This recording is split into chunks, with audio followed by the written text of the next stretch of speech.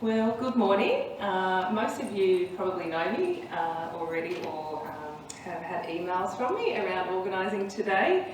I'd like to apologise that it's such a small event. I think with the health issues that are going on at the moment in Hobart, a lot of people are very frightened of that risk, so that's understandable. We're very lucky today that we're going to be filming, so we will capture it and you'll be able to share on social media or with any other colleagues, family and friends, people like that, some of the key messages as well. So it will be available and captured somewhere at least. So good morning, my name is Kelly Sims and I'm the statewide project officer for the Mental Health Foundation Australia. Welcome to the official Crime and Mental Health Symposium. We're honoured to have you attend and hope you take the opportunity to network and share your insights via the networking opportunities at the end of the event. Firstly, as a reflection of the Mental Health Foundation Australia's recognition of the deep history and culture of the island, we wish to acknowledge the traditional owners of the Muwinina people, who are part of the larger Tasmanian network clan known as the Palawa peoples. They are the traditional owners and custodians of the land upon which this building resides. We'd also like to pay a deep respect to all elders past, present and emerging, and to those who have joined us today. I think that most here this morning would agree that there's no better time to pay respect to the traditional owners while exploring such an important and challenging aspect of our society today. And the aim of this symposium is to discuss and explore what supports and services are available for offenders, both inside and outside of prisons, as well as key questions such as what support services are currently available for victims of crime as well, what can be done to improve upon these services, and how else can mental health issues be minimised in the prison system for the future. Speaking of the agenda, we have an extraordinary array of speakers and attendees who have graced us with their presence and whom we're extremely thankful to welcome. So thank you for coming out today, those of you who did. We really appreciate it. We understand you're very busy and took time away from your work or your families to be here this morning, and the Mental Health Foundation Australia, as well as the participants here, I'm sure, really appreciate that. So a bit about me, I'm Kelly Sims, a local city councillor at Glenorchy, as well as the Mental Health Foundation Australia State Project Officer. I'm also currently working for the Australian Bureau of Statistics and have a background in education, adult training, early childhood and service sector advocacy. I'll be a facilitator, introducing the wonderful and accomplished speakers, as well as your host for the morning. So please help yourself to some morning tea, some coffee and some lovely scones and jam up there. We've been spoiled today. On behalf of the Mental Health Foundation Australia, our chairperson, Mr. Vasan Sirivazan, I would like to welcome and thank each and every one of you for attending our National Crime and Mental Health Symposium in National Mental Health Month. National Mental Health Month is an initiative of the Mental Health Foundation Australia which advocates and raises awareness for mental health in our communities. The Mental Health Foundation Australia's National Mental Health Month aims to bring all Australians together in a national conversation about mental health and work to maintain this conversation for the entire month and beyond through the series of events. National Mental Health Month is a program that the Mental Health Foundation Australia is extremely proud of, and we intend to reach out to and educate as many Australians as possible to help reduce stigma, as well as to facilitate positive and non-judgmental discussion surrounding the important topic of mental health in Australia. This year, the theme of National Mental Health Month is post-pandemic recovery, challenges and resilience. I've been really honest with our chairperson and I said if I had have written that it would have been post-pandemic challenges, recovery and resilience, because that's the order that you would tackle that in. So just an FYI though they're aware. This year's theme will focus on raising awareness about mental health in various industries and communities, because as we know, every individual has faced and many are still facing unprecedented challenges triggered by the COVID pandemic, and don't we know that today? With this in mind, we aim to extend our campaign even wider, with events planned to embrace many different community groups and people of all ages who are on the road to recovery and fostering resilience. So again, the Mental Health Foundation Australia thanks you for being here. So, the presentations by the speakers will be punchy and straight to the point, as we've scheduled a time slot of only 5 minutes. That has been slightly extended, so feel free to share any other important key messages or work that you do while we have the opportunity here being filmed with a great group of practitioners as well. To commence today's session, please join us in celebrating the Mental Health Foundation Australia by viewing a short video and address by our current director. Thank you. Hi everyone, I'm Chairperson of the Mental Health Foundation Australia. It's a privilege to lead this wonderful community-based mental health organisation in its 91st year of establishment. The MHFA has grown strength to strength over the past few years. With Victorian Mental Health Month in 2018, the National Mental Health Month occurring in 2019, 2020 and this year in 2021. Last year, COVID-19 did not stop us from achieving our National Mental Health Month campaign. I'm proud to say we successfully shifted many events to a virtual platform, very much being able to pursue our objectives of raising awareness and advocating for better Australian mental health. Our primary aim is to reach out to and educate as many Australians as possible, to help reduce stigma and to encourage constructive and non-judgmental dialogue on Australia's critical mental health issue. The highlight of last year's campaign was reaching out to 100,000 Australians all across the country for our National Walks for Mental Health, both virtually through our MHFA app and physically in some states. What a grand success that was.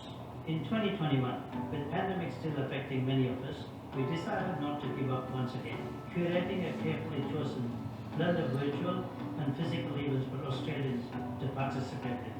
This year, we have a new and improved MHFA app, giving people the opportunity to participate in National Mental Health Month from the palms of their hands.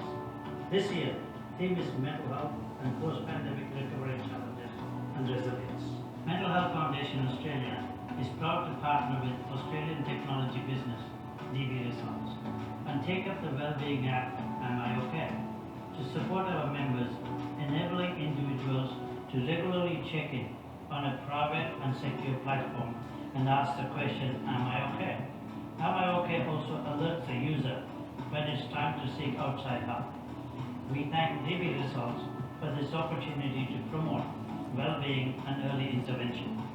This year, we have launched a special initiative, the Mental Health Appeal on the 10th of October, our World Mental Health Day.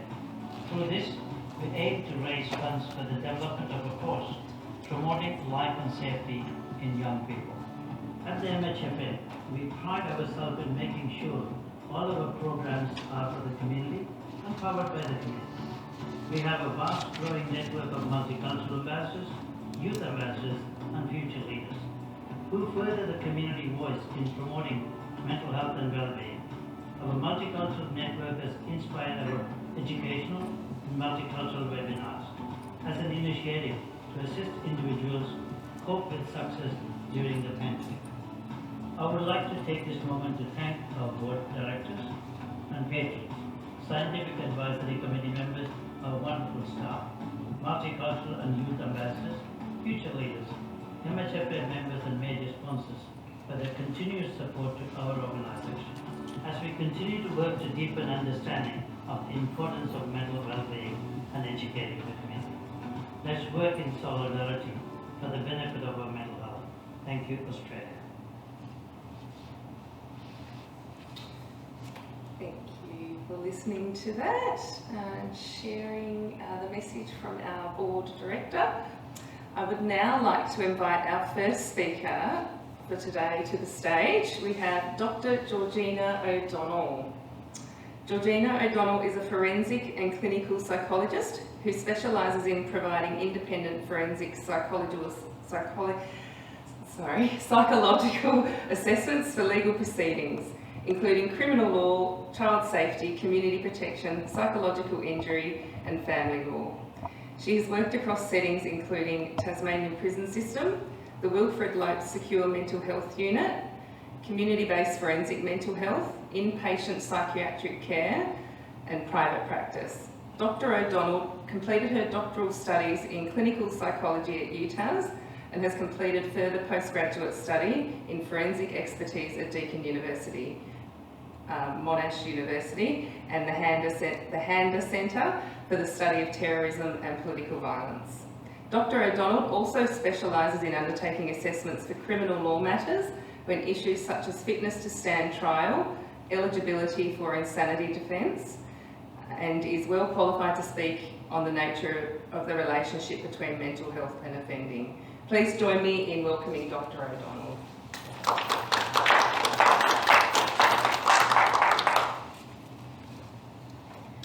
Good morning, everyone. Thanks for having me to speak this morning. When I was a little tacker, I grew up in a city where there was a spate of crimes that involved monsters coming into children's bedroom windows and taking them away. And that was a really terrifying thing for our community. As a little tacker, I thought that they were actually monsters. I thought that they were mythological creatures that one should be terrified by and didn't really have a face or didn't really have features. It was just this ominous presence that you would be terrified by might come in your window at night, and you would be completely helpless about that. That's probably where my forensic interest started, was with that thought process as a child about monsters and things that go wrong in our community, and what that actually means in terms of our behaviour and our community and safety.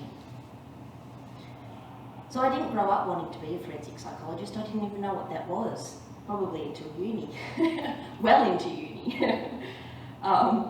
So when I think about that perception, one of the things that I've really learned through close to 30 years now of working with offenders and victims of crime is that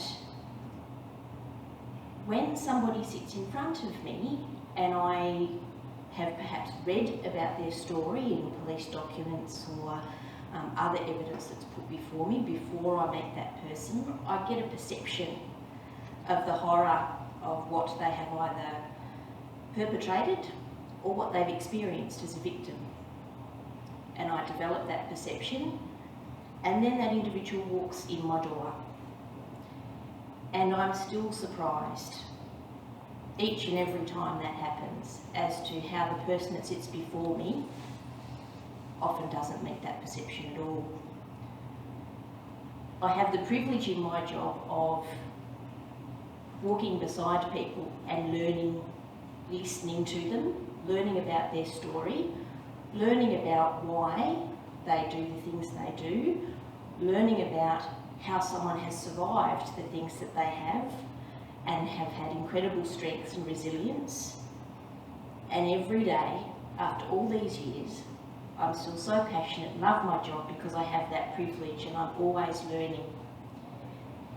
And I think my takeaway message from what I wanted to introduce this morning was that the first thing when I received the agenda about this morning's symposium was about services for offenders, services for victims.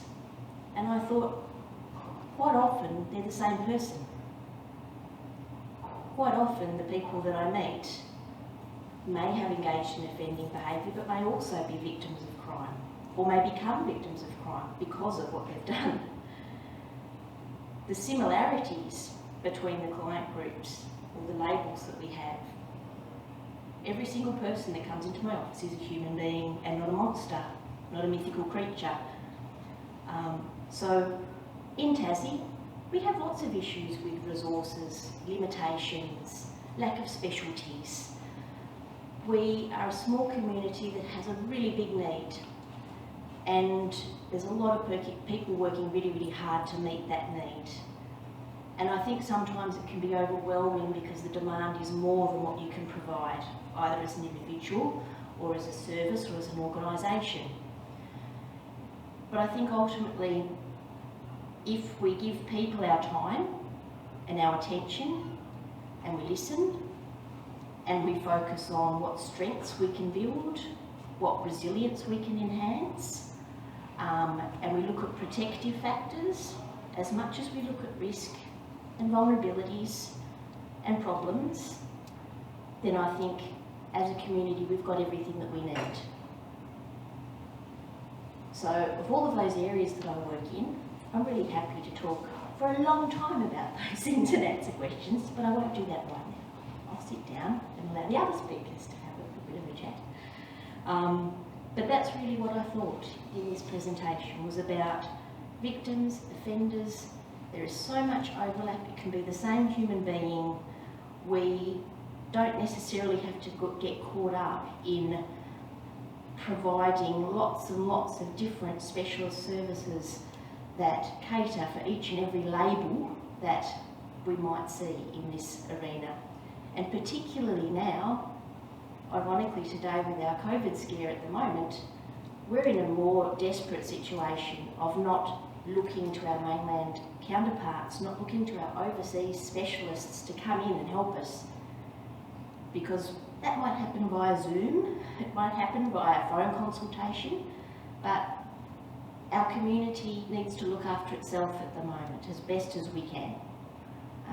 And we have a lot of people that are capable of doing that, but we need to look after ourselves in doing that as well. So lots going on, but I'm sure we'll get through it and we'll be different when we come out of the other side of this. I think for the better, but we're learning. We'll have to rely on each other. Thank you.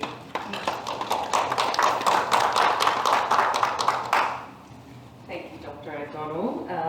Really appreciate you joining us today and sharing those very important messages. I just have a little token of appreciation here for you to say thank you.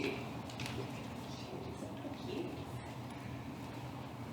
All right, now I would like to welcome Professor Kimberly Norris to the stage. Professor Kimberly Norris is the Associate Head of Learning and Teaching in Psychology and the Director of Postgraduate Professional Training Programs in Counselling and Psychology. She is also a Senior Clinical Psychologist working in private practice and a psychological scientist who works across academic, research and clinical practice settings. Primarily based at the University of Tasmania, her overarching research and academic interests are focused on maximising human health, wellbeing and performance in both normal and extreme environments. Her research interests include adaptation, mental health and resilience. Oh, sorry, I'm reading the same sentence twice. Through her work, Kimberly develops new and innovative ways to provide psychological support for individuals in forensic, remote, rural, maritime and extreme environments at an individual, organisational and relationship level. Please join me in welcoming Professor Norris.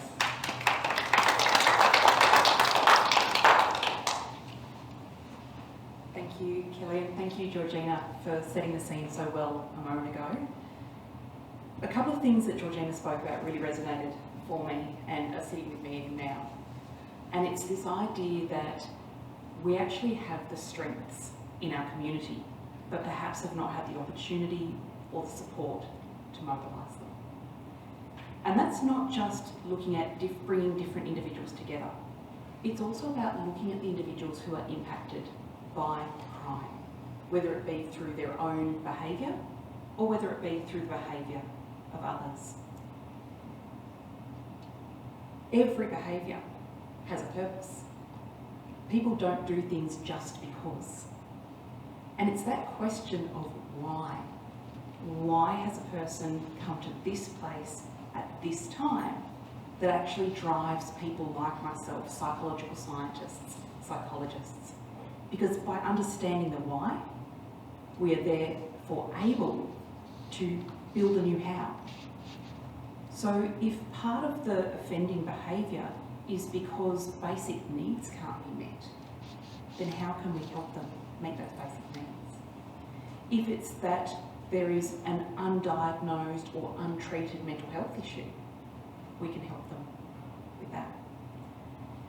And having worked across multiple research and clinical practice settings, what I've come to realise is that individuals who are impacted by crime, again, either through their own behaviours or by the behaviours of others, very often have a lot of the answers we don't.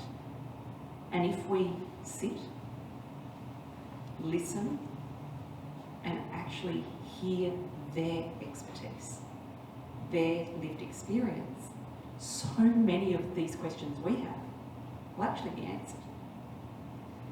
And I think some of the most powerful examples of this is that I've had the privilege of working with some individuals who have engaged in behaviours that would be deemed as offending behaviours, and through working with those individuals in a research context, we have learnt so much more about what they actually need to recover, and that it actually isn't about the individual a lot of the time. It's the environment they're in, the resources available to them, the support, the stigma, all of those factors. So we need to move away from this perception of fixing the person to fixing the system, the relationships, the services, the organisations need to work together, both in a preventive capacity, so before things reach that point where offending behaviour might be engaged. During the process of recovery, again, either as a victim, offender, but as Georgina was saying, most of the time it's both. But it doesn't actually stop there. We need to support individuals then reintegrate into society. And what we know is that's actually one of the most vulnerable times for these individuals. Even those who have been lucky enough to have been supported through recovery, often the assumption is then made, well, they don't need help anymore. Oh, you know, do you think you have everything you need? But because of that lack of system integration, for example, when people are often released following a custodial sentence, they might not have anywhere to go. Or finding employment might be really difficult. Connection to culture could have been severely disrupted during their process with the legal system. And yet time and time again, when we ask for people, when we ask for volunteers to help us better understand whether a particular intervention works, what are the treatment needs, we are continually overwhelmed by the number of individuals who so willingly give their time. And when you ask, can I ask why you're so willing to be part of this? What is it that drew you towards it? It's not even about themselves. What these individuals are saying is, if I can help somebody else like me, I will do everything I can. And that is such a juxtaposition to that monster that so many people expect.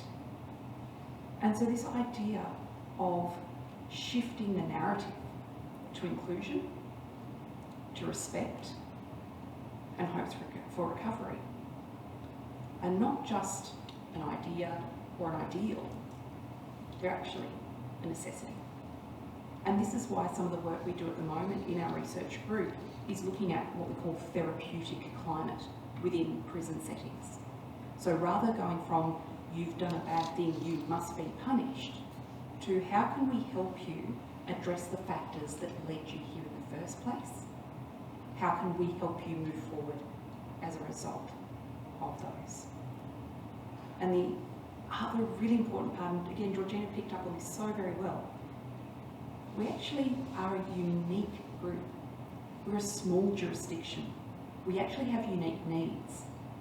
And those needs actually are best addressed in place by people with lived experience. So we need to open ourselves to the voices that are there, rather than putting opinions, putting expertise on people, working collaboratively.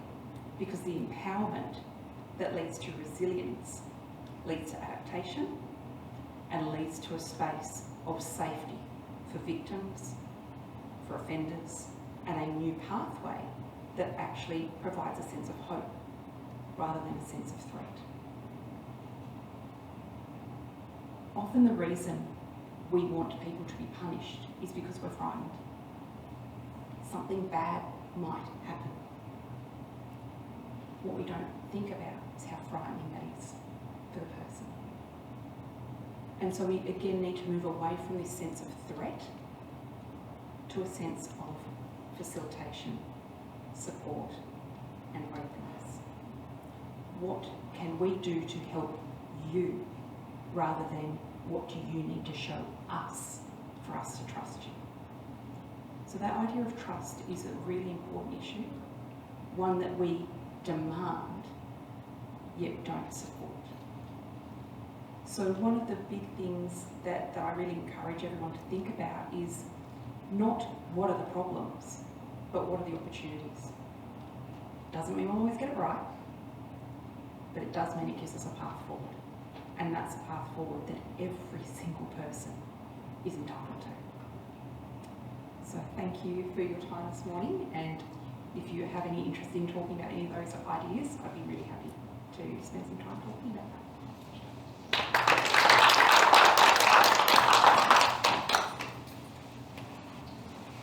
Wow, that took my breath away. Thank you, Professor Norris.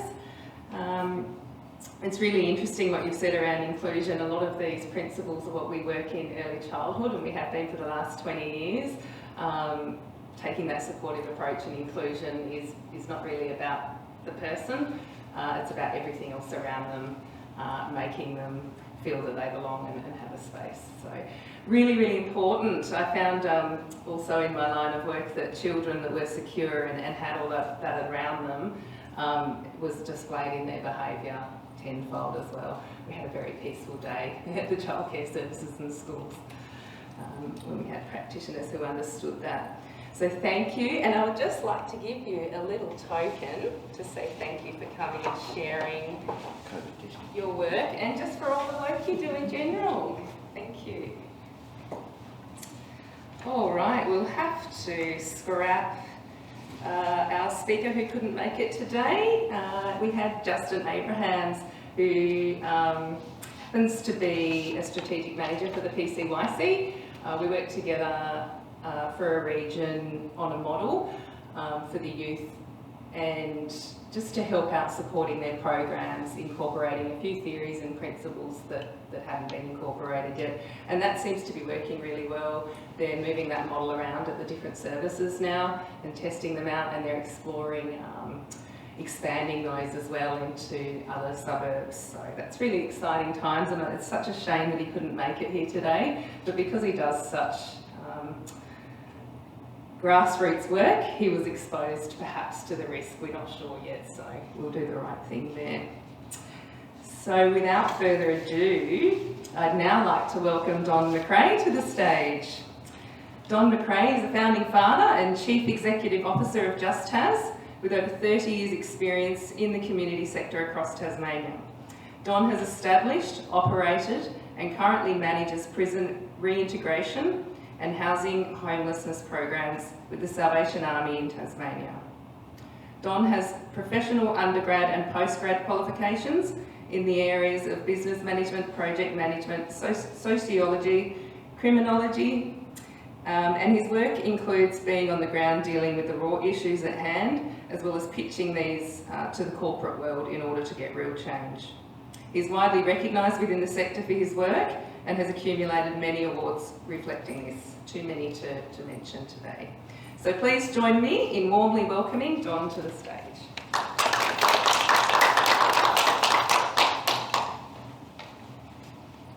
Thanks everybody. I've brought some notes, but I rarely look at them. But thanks very much, Kelly, for putting me behind two rather eloquent speakers who've got significant experience. It's always a tough gig when you come up behind somebody like that. It's always a bit tricky.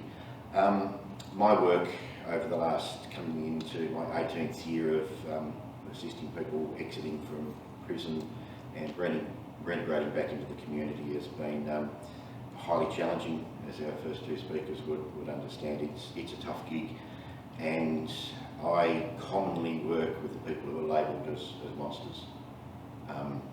And yes, I'm one of those ones who, like Georgie, who reads all the information before she sees them. I tend to read the information after I see them, and I let that opportunity for having a preconceived idea let that sway. Obviously, you need to know the conditions that people might be released into, or you need to understand the peculiarities of their crime. And it's astonishing most of the time when you meet people that they aren't that person that's been put up in the media. I work with people, or our team works with people who are generally longer term sentences. Just had a discussion with my weekly counselling. I'm not a counsellor, I'll put it out there, but I have a weekly counselling session with a guy who's done 36 years of a life sentence and is regarded as that monster by every media outlet and everybody who chooses to believe the things he read in the media. He gets commonly followed by media right from local to 60 Minutes, and to the point where he's had to go into shops and actually change buy some new clothes and put a hat and a pair of sunglasses on to try and escape them. He's been hounded by authorities because there is that belief that he is still that monster, and yet he's been the most compliant person that I've probably worked with in 18 years. Simply because he's had those 30 plus years to cool his heels in prison and be reflective of his crime. But I guess taking a highly non-judgmental approach into working with people enables us to actually cut through more than just the label of those people. It helps us cut through to the point where we understand the opportunities to accentuate the positives, eliminate the negatives, as the old Bing Crosby song used to go. And it enables us to actually work on the strengths of people and take a strengths-based approach to working with those people.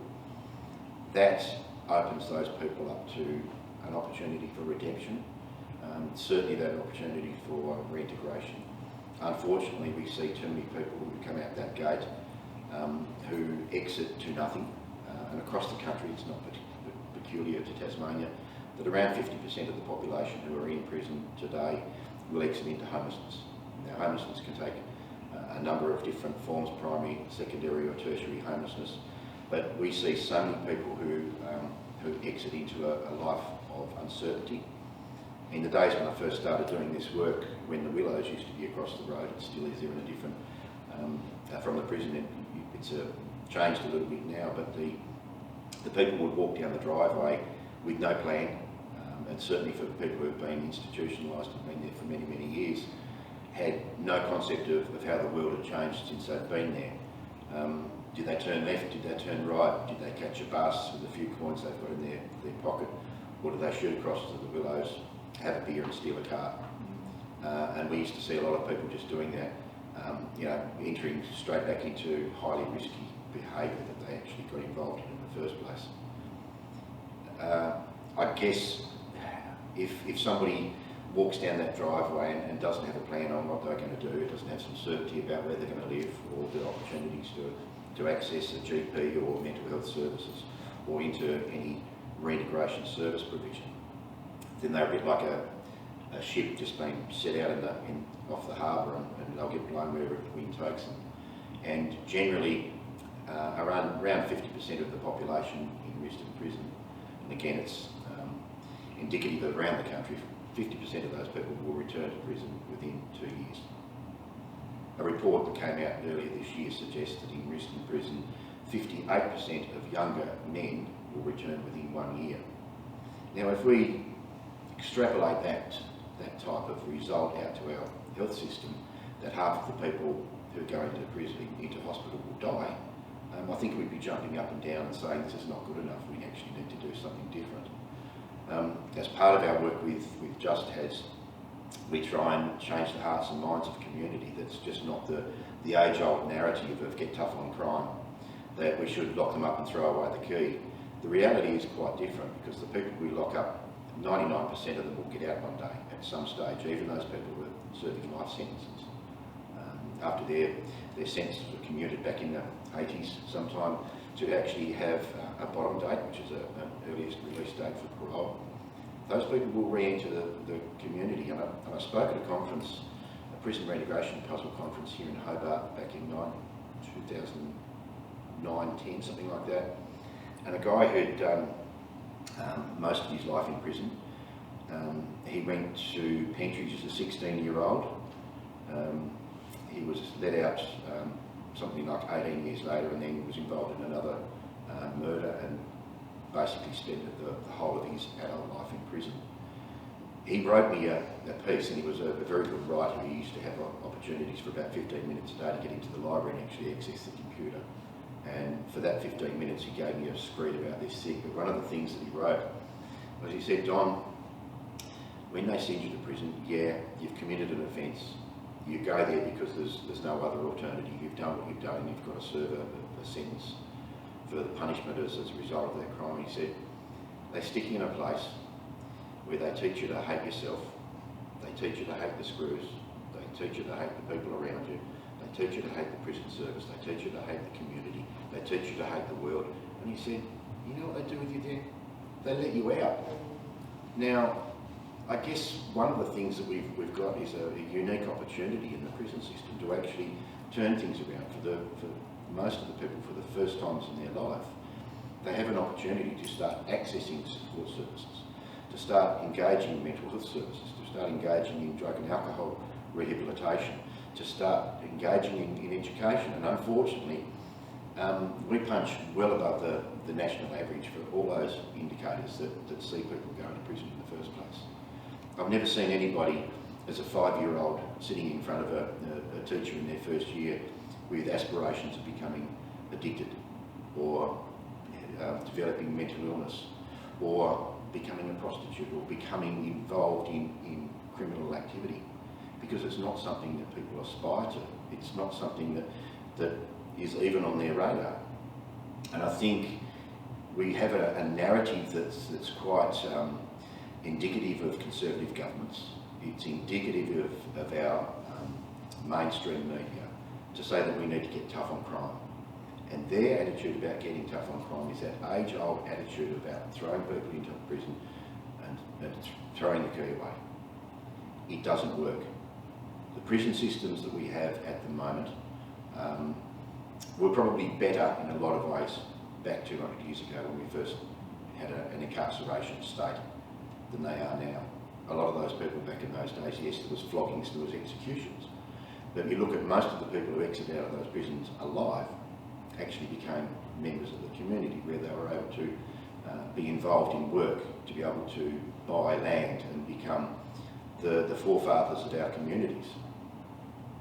I guess the chances of people who are going to prison now are absolutely stymied, because once you've got that tick on the box to say that you've actually got a criminal record, and everybody asks for a criminal record in employment. In our housing and homelessness services, real estate agents are asking for a police check before you can actually apply for a property.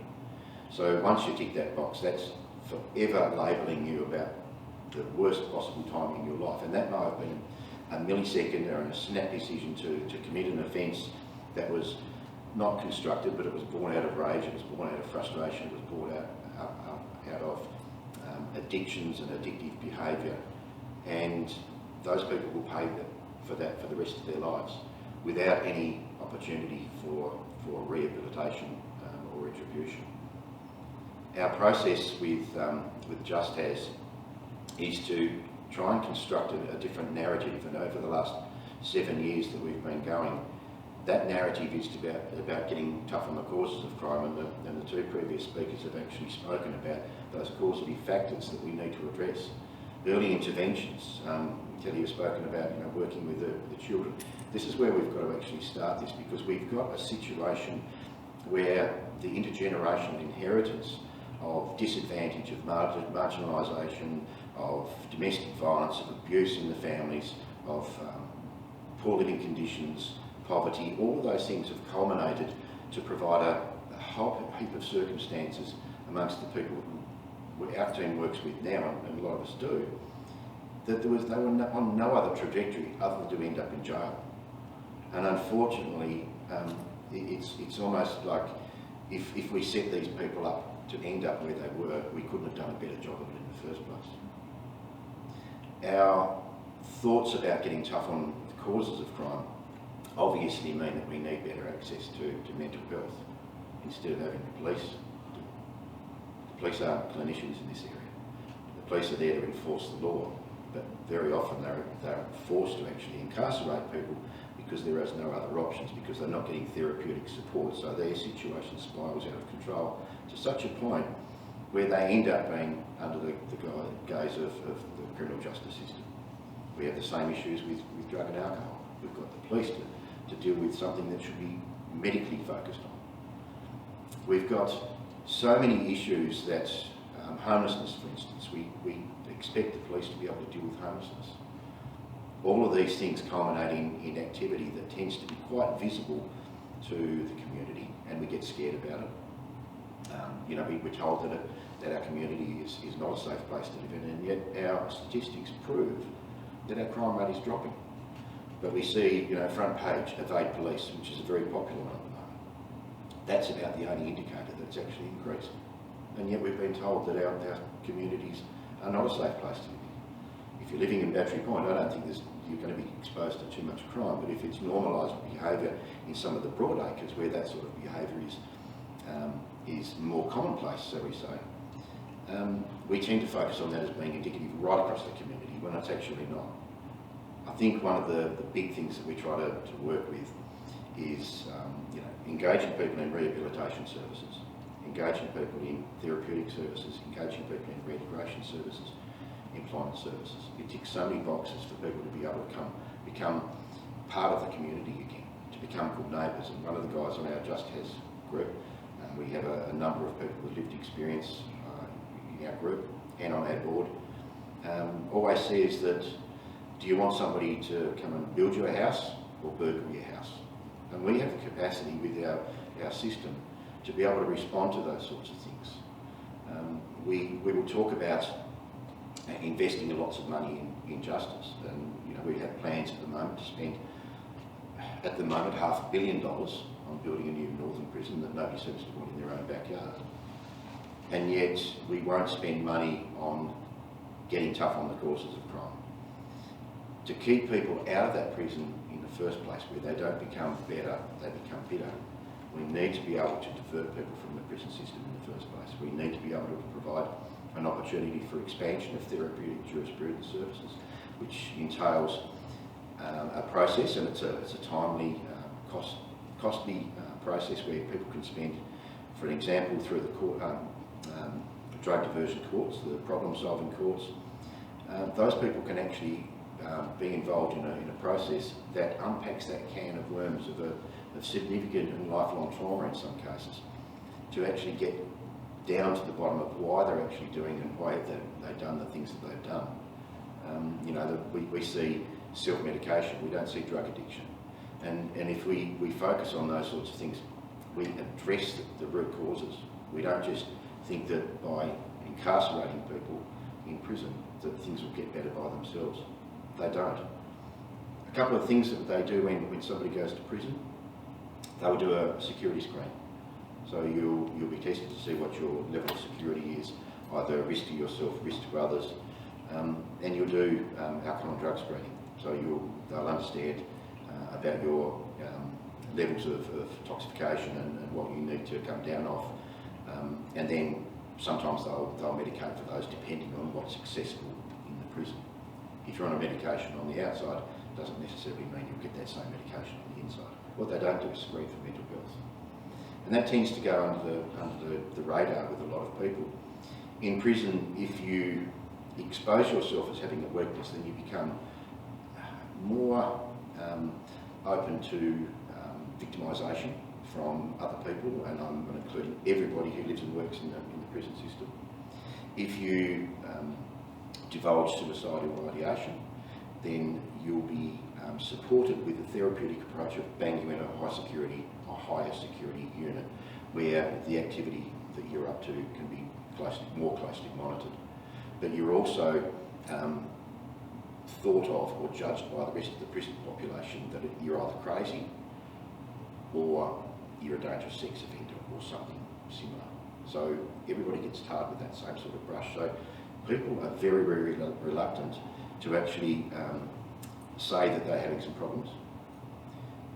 Other people who notice these things, and in our community we have mandatory responsibility to report if people are at risk to themselves or at risk to others. We are mandated to do that.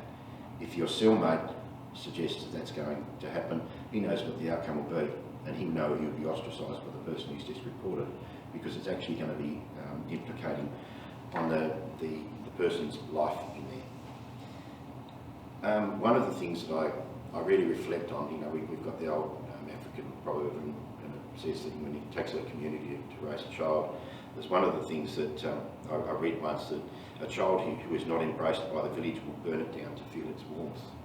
And I think we have a great opportunity to actually treat people with dignity and treat people as human beings, to not sentence them to a life of ostracisation by the community, to understand that we need to be able to make them good neighbours and good family members, to be able to undo the things that have been done. There's opportunities certainly for justice reinvestment, to actually spend the money on getting tough on those causes of crime, but also with restorative justice processes.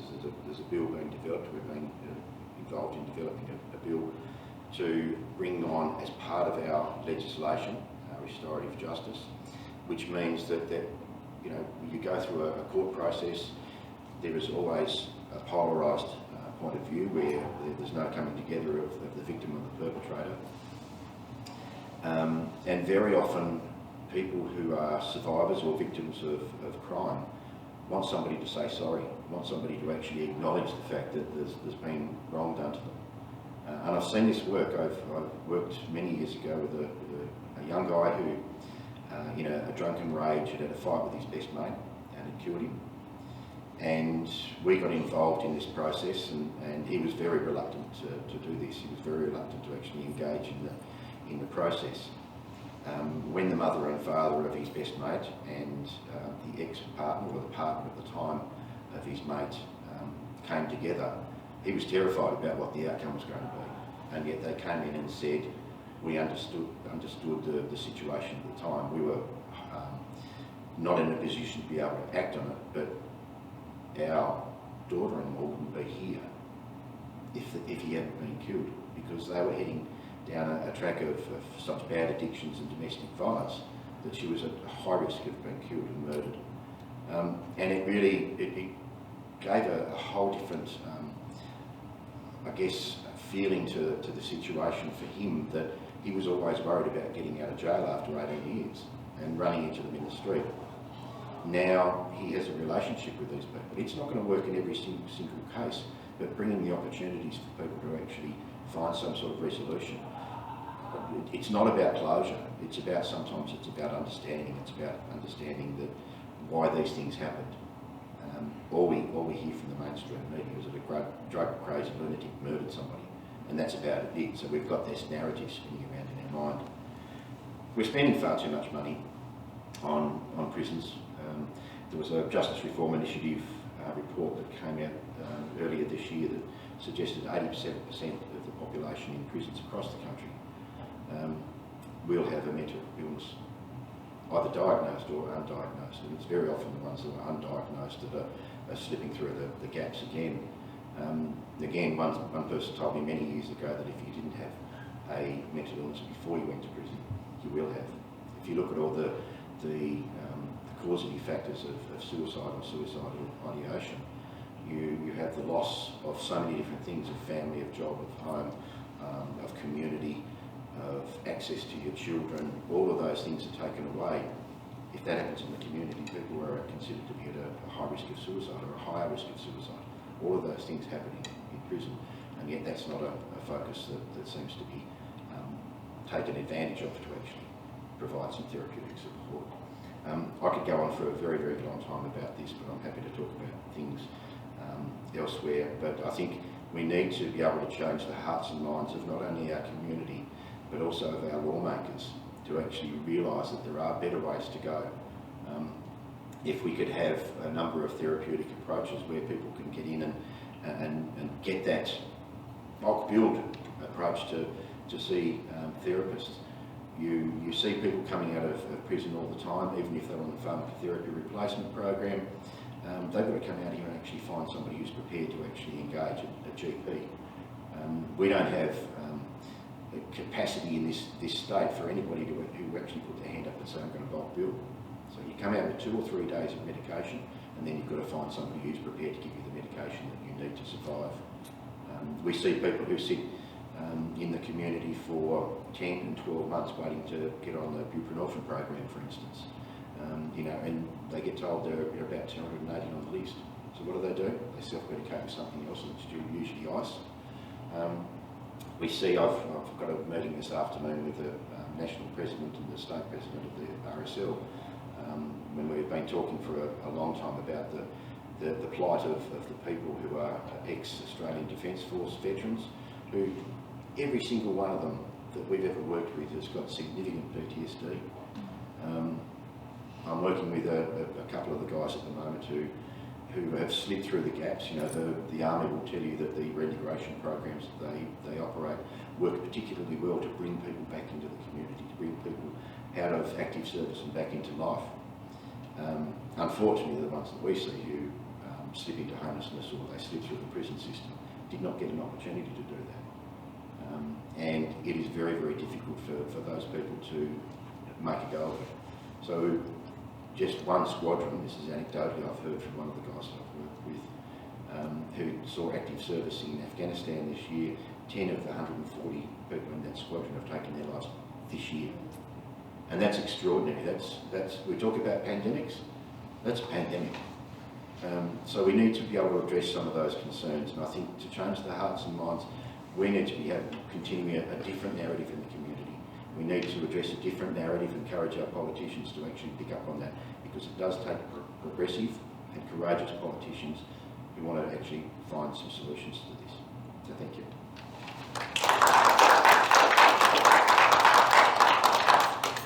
Thank you, John, and I think everybody will agree with me in saying that was amazing. Really appreciate you sharing all of that. And it's very difficult to understand a lot of what's really going on when you're not working directly in it. So yeah, it's rare for us to be able to hear that insight. Just have a little token of appreciation for all of the work that you do. I'm interested in this home COVID testing units. A little more fun than that. So yeah, and interesting points that you raised around, I think the thing that rang through for me was engagement. And again, it's the same points around, it's not necessarily the person. If we've got a person-centred approach, we're looking at everything around them and how to holistically cook those pieces of pie at the same time and make sure that their needs are being met. So it's a really great point. There was so much that you touched on then that I wanted to talk about, but it's all running through my head, sorry. Well done. Okay, now I'd like to invite Esther to the stage.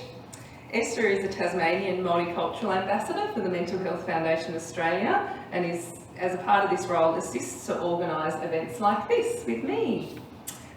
She's currently studying at the University of Tasmania and has helped me to deliver training to Royal Hobart Hospital mental health professionals themselves alongside me. She also has a vast array of experience regarding the mental health sector and is here today to share her lived experience. Thank you, Esther. Hello everyone. Just a warning that I will be talking about crime, complex trauma and mental illness. But thanks again for coming along today to raise awareness and listen to others speak about their work in the criminal justice system and those with lived experience of complex abuse and how mental health plays a big part in experiencing violence. I am here standing today to share a very hard but valuable story about the complex trauma I experienced throughout my childhood years up until the age of 18. But before I go ahead and share, I'd like to thank all my friends as well as the professionals for all the continuous support I've received this far in my life. This kind of help has in fact led me to be able to organise this event and speak to you all, as well as assist in facilitating training to the very professionals who helped me at the Royal Hobart Hospital. Okay, moving along.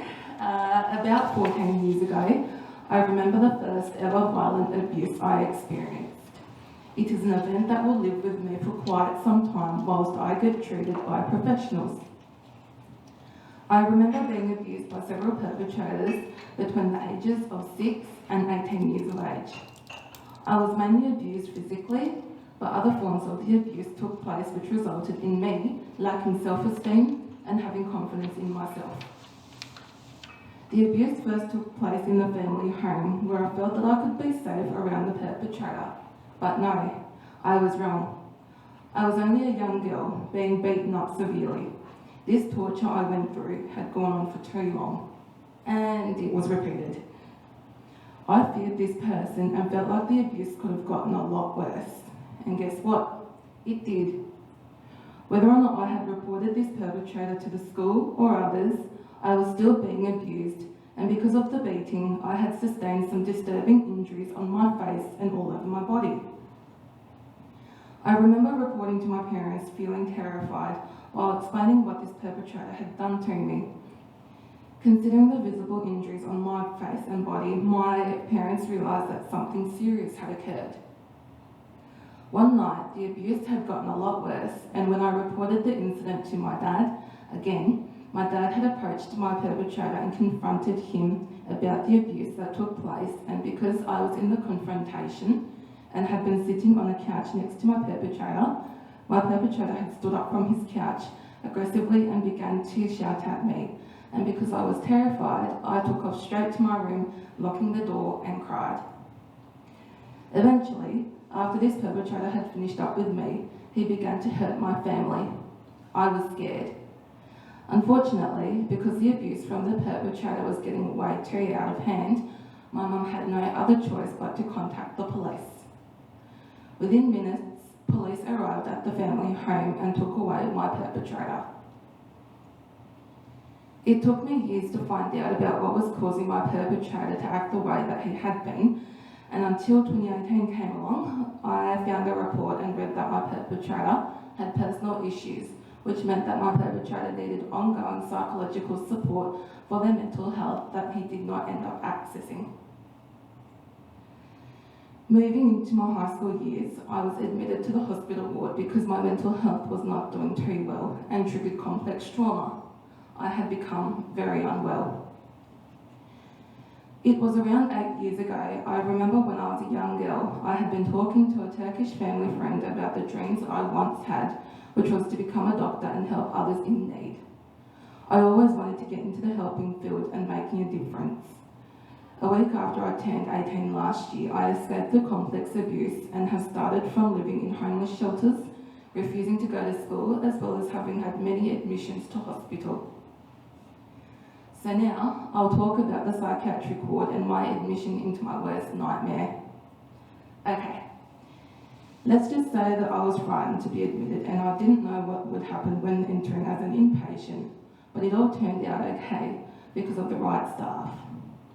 As part of this, I also want to add that people who go into the psychiatric ward for more intensive support, their mind often plays up, meaning the brain and how it begins to play tricks on us, telling us the worst case scenario of what could happen if you were being admitted into the psychiatric ward, or what could happen if you were or who you could come across whilst admitted, and so on. However, I want to say that it is okay and normal to feel the way that we are feeling. It's okay to reach out and speak to your friend, family member, work colleague, psychological therapist, or even a trusted person about the things you are worried or concerned about.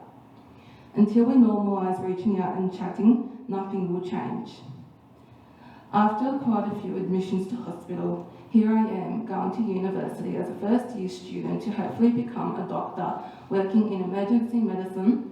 Then I plan to specialise in mental health as well as sharing my story and experience at events and presentations just like this, and now I can imagine a whole lot more. As a survivor, I'm lucky that I am comfortable enough to speak on issues based on my lived experience, as well as having the support I need to promote this. Everybody deserves a chance at the very least. I want to see this and create change. We all need to work together to help create this change and advocate for the issues that are linked to the systems that are failing us.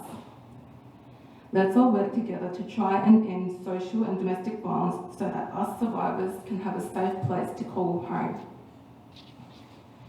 Now, I'd like to take this opportunity to thank the Tasmanian Statewide Project Officer and Events Coordinator Kelly Sims for her ongoing support for me in mental health, the Royal Hobart Hospital for their support when I have been an inpatient in the psychiatric ward, members of Tasmania Police and everyone else who has played an important role in my recovery. I'd also like to give a shout out to the people who identify as a minority, such as people with disabilities, mental ill health, the LGBTIQA and the culturally and linguistically diverse people. Thank you for listening to my story.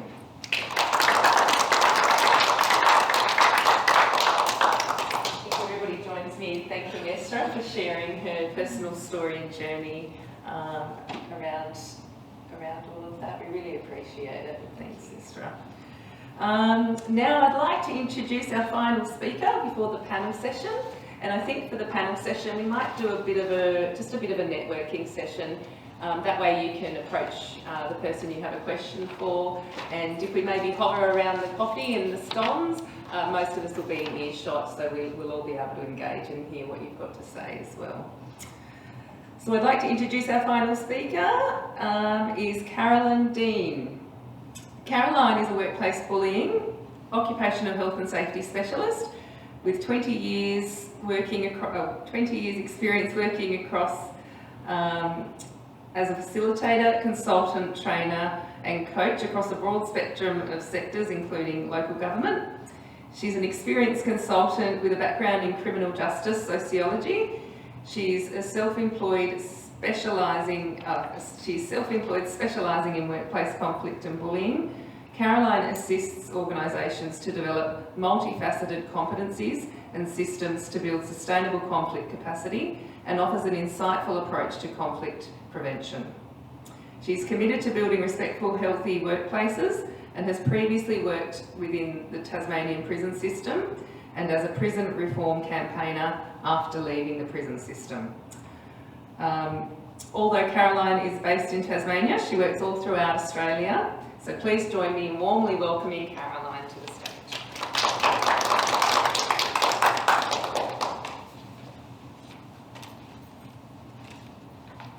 Thanks, Kelly, and thanks to everybody else, because this very neatly wraps up everything that people have been talking about. So I haven't worked in the prison system for quite some time, but I do quite a lot of pro bono work each year mainly with clients who are recovering from workplace bullying or various issues within the workplace. Though sometimes I work with people that have been in the prison system. And currently I'm working with Rosemary, who's sitting behind me, whose daughter was in the prison system, and I want to tell you her story. Not Rosemary's story, her daughter's story. So I'm just going to read this because I wanted to make sure that I got everything right and in the right order. So bear with me, please. So it encapsulates everything that everybody else has talked about, which is very, very good of you because I don't have to talk about it. So some of the stuff that I have said in here is implied with some of the things that you've talked about. So thanks for that. So I want to tell you a story about a transgender prisoner and her experience with the criminal justice system in Tasmania. She was born on the 8th of December 1979 and was named Martin by her mother Rosemary. From an early age, Marjorie struggled with her sexuality and gender. Rosemary tells me that she was aware that Marjorie would have preferred to have been a girl, and Rosemary was always okay with this. However, her school, her community and her wider family struggled with Marjorie's identification problems. As a result, Marjorie suffered deep trauma from repeated bullying at school and elsewhere. Despite Rosemary's frequent interventions with the school system, school didn't improve for Marjorie, and Rosemary said the school system failed her by not taking her complaint seriously or addressing the bullying. And when I say taking her complaint seriously, I mean both from Rosemary and also from Marjorie.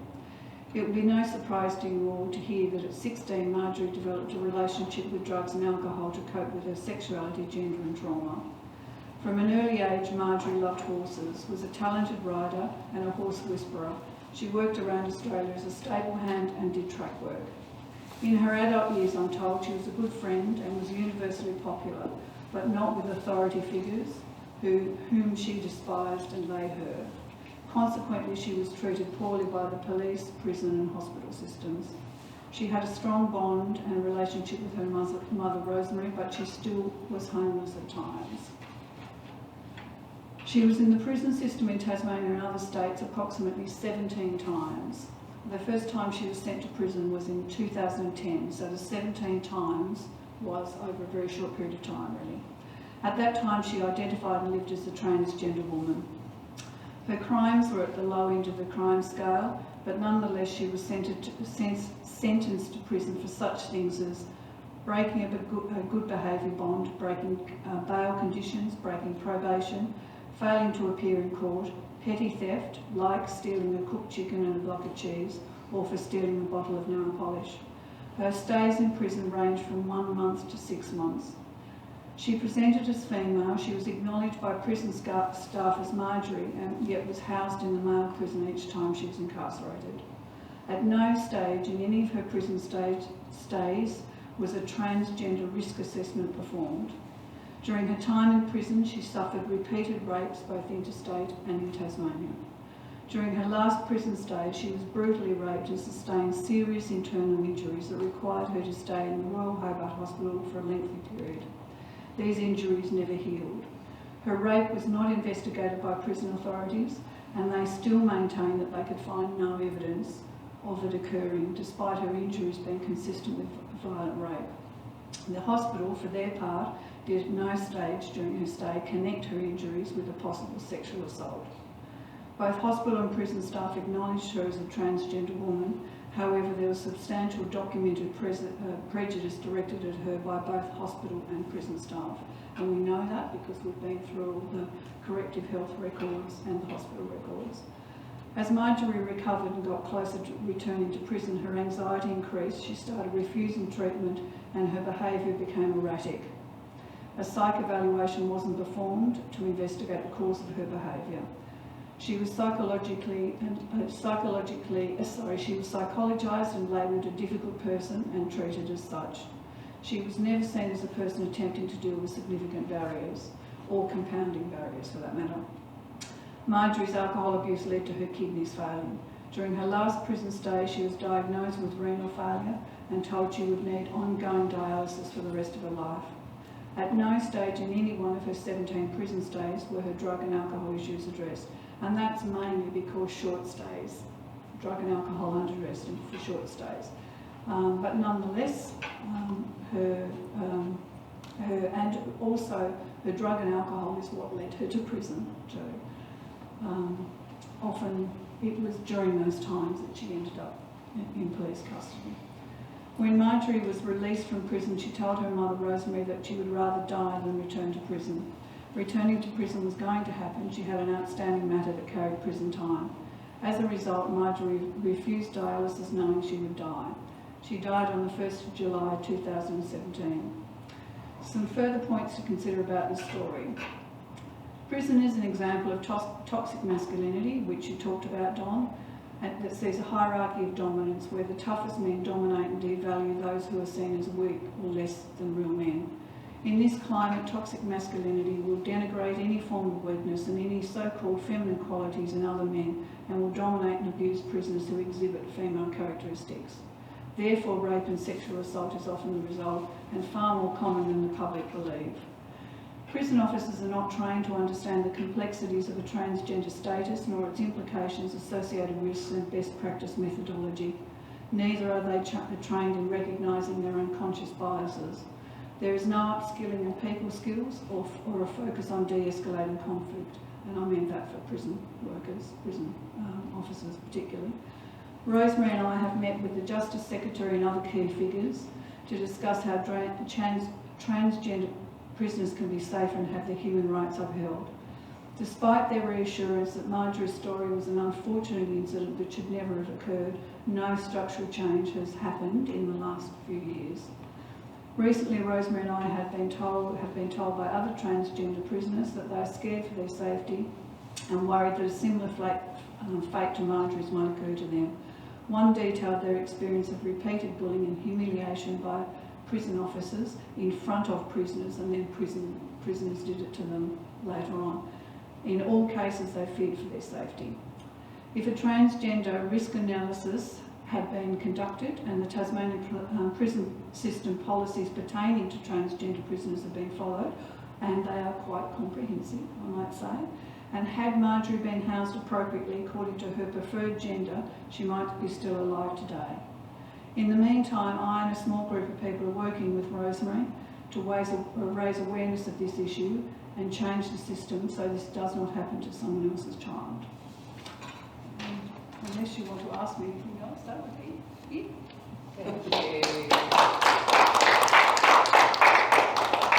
Thank you for sharing. We really appreciate that. Just have another little token for you as well. You know it's Just not say thanks. all the work you're doing. Thank you very much. No, it's not a COVID kit. Promise. All right, so we'll now have a short break. And I think what we might do is mould that break into having a discussion, and then we can head off when you're ready, have a bit of an early minute maybe. So please help yourselves to some morning tea, and we'll go from there, having a chat. Thank you so much for coming today. I apologise that it wasn't a full house. We didn't have a lot of people here, but again, we have filmed it, and so we have got that message there, and I'll try and work out a way to email that to our speakers as well so they can share with their networks. So thank you very much for coming today. We really appreciate it. I'll just check to make sure I haven't left anything off. So before we conclude today's events, we'll just play a short video about the Walk for Mental Health as well. And we'd love for you to join us on that on Sunday up at the Domain at the Max Infinity Loop as well. It's only a short walk, it's 20 minutes, and it's just a great way to have a chat and think about moving and exercise for mental health and how that benefits you. So on behalf of the Mental Health Foundation Australia, I'd like to thank you all and our speakers for participating in today's events. I would also like to thank all of our sponsors and guests for your support and participation. And after you have a chat and have a coffee and meet, it's really important, I think, networking at these types of events, get to know people's names and build rapport, because I found working as a consultant and across broad area that if you can pick up the phone and you know someone and you can just have that relationship where you can ask a few straight questions, get a few straight answers, the more you can do that, the better we can do our job and have lots of other opinions and experts contributing to that. So please do that. If it was my way, I'd have networking events alone, sometimes with some, maybe some themes, but I think it was great today hearing those specifics around crime and mental health and the links.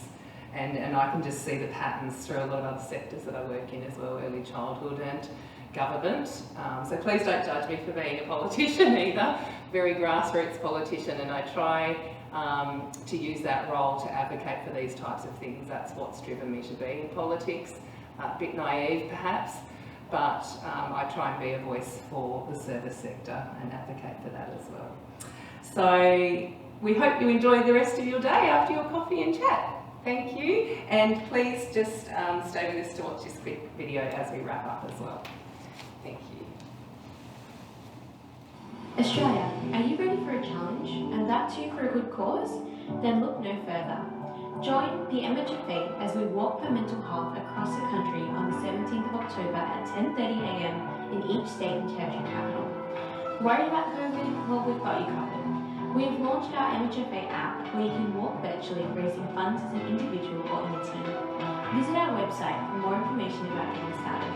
So come on, Australia, our journey to better mental health starts with one step. That's it, I think, isn't it? Awesome. Thank you. Help yourself to a coffee. Cheers.